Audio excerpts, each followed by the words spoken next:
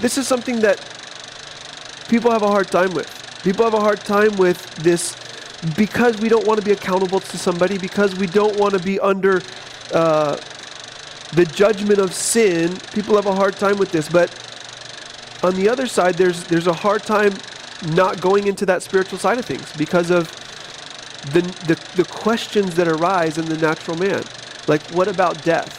Why is death so difficult for us? Why do we struggle so much with the thought of death? If we're just natural and this is all that there is and there's nothing beyond, why do we have something in our hearts asking what's beyond the grave? Where does that come from? Why do we have that in us?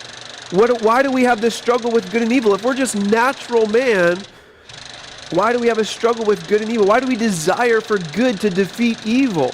Where does that come from? There's something spiritual inside of us that desires answers for these questions, and the natural man cannot answer these questions. And so we need to understand these things spiritually.